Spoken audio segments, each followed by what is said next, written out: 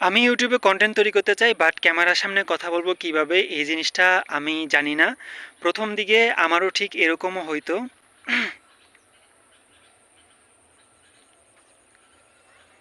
আমি কনটেন্ট তৈরি করতে চাই, কিন্তু আমি ক্যামেরার সামনে কিভাবে কথা বলবো সেই জিনিসটা আমি জানি না। প্রথম দিকেও আমার এরকম প্রবলেম হইতো, ক্যামেরার সামনে কথা বলতে গেলে আমি কনফিডেন্টলি অনেক বেশি কথা বলতে পারতাম না। বাট এখন কনফিডেন্টলি এবং কোনো মামলিং ছাড়াই অনেক সুন্দর করে কথা বলতে পারি। কিভাবে বলতে পারি এবং কি কি স্টেপগুলো আমি ফলো করেছি যার জন্য আমি এত সুন্দর করে কনফিডেন্টলি ক্যামেরার সামনে কথা বলতে পারতেছি, সেই জিনিসটাই আপনাদের সাথে শেয়ার করব। কনফিডেন্টলি ক্যামেরার সামনে কথা বলার ক্ষেত্রে আপনাকে বেশ কিছু জিনিস মাথায় রাখতে হবে। সর্বপ্রথম যেটা হচ্ছে সেটা হচ্ছে যে আমার আশেপাশের মানুষ কী বলবে। যখন এই জিনিসটা আপনি আপনার মাথা থেকে একদম ঝেড়ে ফেলে দিবেন, তখন আপনি কনফিডেন্টলি অনেক বেশি সুন্দর করে কথা বলতে পারবেন। এখন এই যে আমি যেখানে ক্যামেরা অন করে ভিডিও করতেছি, এই জায়গাটায় আগে যখন আমি ক্যামেরাটা এরকম ফোনটা নিতাম, নেওয়ার পরে যখন ভিডিও তৈরি করা শুরু করতাম, তখন মানে আশেপাশে অনেক মানুষজন থাকতো এবং মানুষজন তাকিয়ে থাকতো, তখন আমার নিজের ভিতরে কেমন যেন একটা ফিল হইতো। তখন ভাবতাম যে মানুষ কী মনে করবে আমি যখন এই কথাগুলো বলবো, তখন মানুষ আসলে কেমন কী ফিল করবে বা কী মনে করবে, এই জিনিসগুলো আমি অনেক বেশি ভাবতাম। এই ভাবার কারণে আমি যেই জিনিসটা আসলে ভিডিওর ভিতরে বলতে চাই ওই জিনিসটা সুন্দর করে বলতে পারতাম না। এই জন্য এখন মানে হচ্ছে এই জিনিসটা আমি মাথা থেকে জাইরা ফালাই দিয়েছি যে তারা আমার কথা শুনেই না। আমি একমাত্র আমার কথা শুনি, আর বাকি যারা আছে সবাই হচ্ছে কানা, আমার কথা শুনতেই পারতেছে না। এই জিনিসটা যখন আমি আমার ভিতরে মানে নিয়ে আসতে পারছি যে মানুষ কী বলবে, মানুষ কী বলবে বলুক, সেটা কোনো ডাজেন্ট ম্যাটার, সেটা তারা যা শুনে শুনুক, যা বলে বলুক, তাদের কথায় আমি কান দিব না এবং তারা আমার এই জিনিসগুলো নিয়ে বইসেও থাকে না। যদি চায়া থাকে থাকুক, সমস্যা নেই।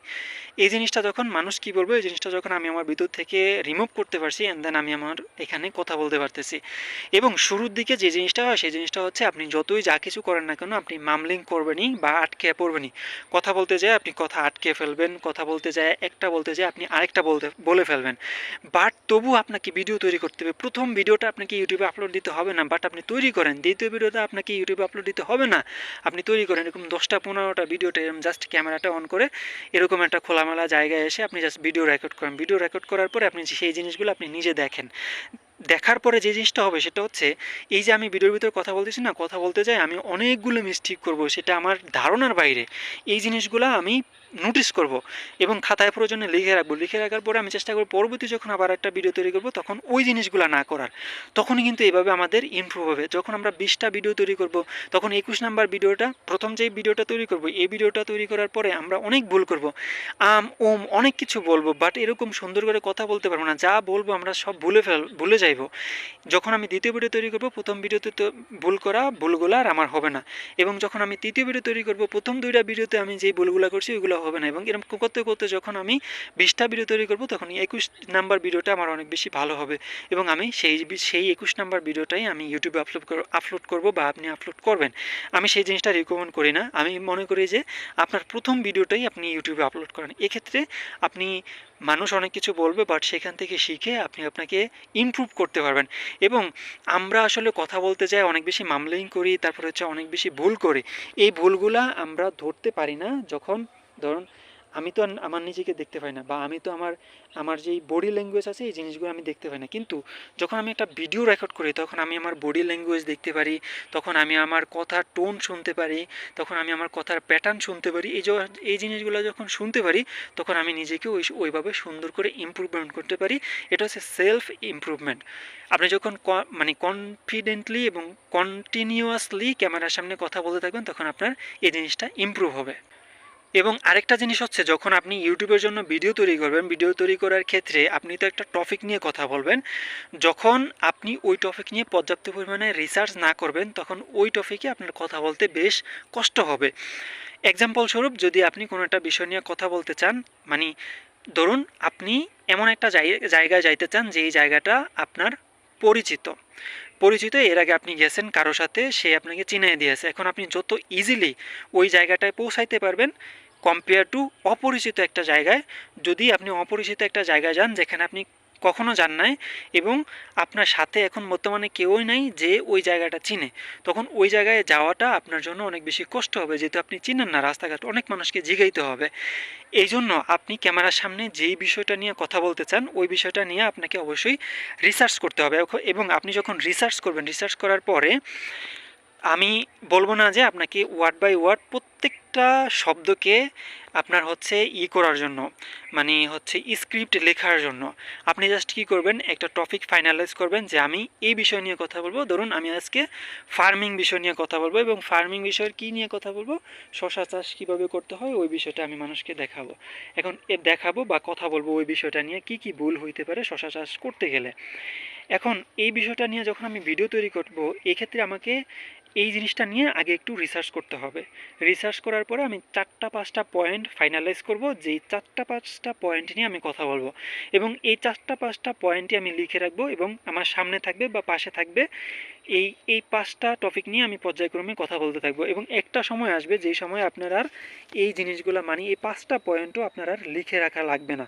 আপনি জাস্ট আপনার মাইন্ডের ভিতর থেকে এভাবেই বলতে থাকবেন। এবং আরেকটা বিষয় হচ্ছে, যে জিনিসটা আমি প্র্যাকটিক্যালি রিয়েলাইজ করছি, সেটা হচ্ছে যখন আমরা কথা বলি, কথা বলার সময় আমাদের কথাগুলো আগে আমাদের ব্রেনের ভিতরে আপনার হচ্ছে সিকুয়েন্স আকারে সাজে। আমরা কি বলবো এই জিনিসটা আগে মাথার ভিতরে সুন্দর করে অ্যালাইন হয়, দেন আমরা মুখের ভিতরে বলি। এই যে আমি কথাগুলো বলতেছি, এই কথাগুলো বলার সময় আমার ব্রেনের ভিতরে তৈরি হইতেছে আমি কি বলবো, অ্যান্ড দেন আমি সেই জিনিসটা ডেলিভার করতেছি। প্রথম দিকে যখন আমরা ক্যামেরার সামনে কথা বলতেছি, তখন আমরা এমনিতেই আনকমফোর্টেবল, এবং আমাদের ব্রেনের ভিতরে সিকুয়েন্স অনুযায়ী ওই লাইনগুলো তৈরি হয় না, আউলয়ে ফেলায়। কি বলতে চাই আর কী বলতে পারবো ওই জিনিসগুলো মিলাইতে পারতেছি না। এবং শুরুর দিকে এই জিনিসটা হয়, আমারও হয়েছে। আমার যদি পুরাতন ভিডিওগুলো দেখেন, তাহলে আমি কখনোই কনফিডেন্টলি এরকমভাবে কথা বলতে পারি নাই। এখনও আমি কথা বলতে পারতেছি এরকমটা না, বাট আমি ইমপ্রুভ করতেছি, এবং আস্তে আস্তে এই জিনিসগুলো ইমপ্রুভমেন্ট হবে। এবং আমার থেকে একটা বেস্ট রিকমেন্ডেশন বা বোনাস টিপ বলতে পারেন, সেটা হচ্ছে যে আপনি যেহেতু কন্টেন্ট তৈরি করতেছেন, একজন ইউটিউবার, সেক্ষেত্রে আপনার ড্রিম একজন কন্টেন্ট ক্রিয়েটর আছে যাকে আপনি ফলো করেন, যার মতো আপনি হইতে চান। আমার রিকমেন্ডেশন থাকবে তার বর্তমান ভিডিওগুলো তো আপনি দেখবেনই, তার থেকে ইন্সপিরেশন নেবেনই, আপনি তার পুরাতন ভিডিওগুলো দেখবেন। কেন দেখবেন, আমি একটু উদাহরণ দিই। সেটা হচ্ছে, একটা মানুষ এখন বর্তমানে যেভাবে ভিডিও তৈরি করতেছে, যেই ক্যামেরা কোয়ালিটি, যেই অডিও কোয়ালিটি, এই সময় আপনার ওই কোয়ালিটির ক্যামেরা নাই, ওই কোয়ালিটির ভিডিও এই সময় আপনার হবে না। দ্যাটস ওয়াই আপনি ডিমোটিভেট হয়ে যাবেন যে আমি ওই মানুষটার মতো হইতে চাইতেছি, বাট ওই মানুষটা কত সুন্দর করে ভিডিও তৈরি করে, আর আমার ভিডিও কোয়ালিটি কি অ্যালাইন হইতেছে না।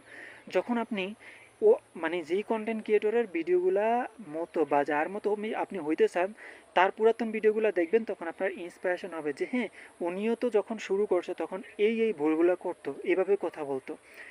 তখন আপনি জিনিসটা রিলেট করতে পারবেন। যেমন খালিদ ফারহান ভাইয়ের শুরুতে একটা ভিডিও আছে যেখানে তিনি ফ্রিল্যান্সিং বিষয় নিয়ে আলাপ আলোচনা করছিলেন। সেখানে তিনি অনেক সুন্দরভাবে কথা বলতে পারতেছিলেন, বিষয়টা এরকম না। অনেক জায়গায় আটকে যাইতেছিলেন, অনেক জায়গায় হচ্ছে আপনার ভুল কথা বলতেছিল, এরকম না, বাট মামলিং করতেছিল অনেক কিছু, যেই জিনিসগুলো আস্তে আস্তে ইমপ্রুভমেন্ট হয়েছে। এখন আমি যখন খালিদ ফারহানের বর্তমান ভিডিওগুলো দেখতেছি, তখন আমার সাথে আর তার সাথে মিলতেছে না, বাট তার পুরাতন ভিডিওর সাথে আমার সাথে মিলতেছে। এই জিনিসটা আপনাকে অনেক বেশি ইন্সপিরেশন দেবে। শুধু খালিদ ফারহান না, আপনি যদি সোহাগ 360-র ভিডিওগুলো দেখেন, একদম পুরাতন আমলের ভিডিওগুলো, তার পুরাতন আমলের ভিডিওগুলো আছে, সেই ভিডিওগুলো যদি দেখেন, তাহলে কিন্তু আপনি জিনিসটাকে রিলেট করতে পারবেন যে একজন কন্টেন্ট ক্রিয়েটর যখন শুরু করে, তার কোনো কিছুই ঠিক থাকে না, তার ক্যামেরা কোয়ালিটি ঠিক থাকে না, ক্যামেরার সামনে কথা বলার ধরন ঠিক থাকে না। এই জিনিসগুলো আস্তে আস্তে ইমপ্রুভ হইতে থাকে, এবং আপনাকেও ইমপ্রুভ করতে হবে। এই যে জিনিসগুলো আছে, এই জিনিসগুলো মেনটেন করে আপনি যদি ভিডিও তৈরি করতে থাকেন, 1টা 2টা 3টা, আপনার কিন্তু ইমপ্রুভমেন্ট হবেই। ডেফিনেটলি আপনার ইমপ্রুভমেন্ট হবে। এই ইমপ্রুভমেন্ট আপনি আপনার নিজ চোখে দেখতে পারবেন। তো আমি বলবো যে ক্যামেরার সামনে কথা বলাটা আসলে ওরকম জটিল কোনো বিষয় না, বাট আপনাকে প্র্যাকটিস করতে হবে। প্র্যাকটিস করার মাধ্যম দিয়ে কিন্তু আপনি এই একটা স্কিল অর্জন করতে পারবেন। এই একটা স্কিল যখন আপনি অর্জন করতে পারবেন, তখন আপনি আপনার নিজেকে অনেক বেশি মানুষের কাছে উপস্থাপন করতে পারবেন।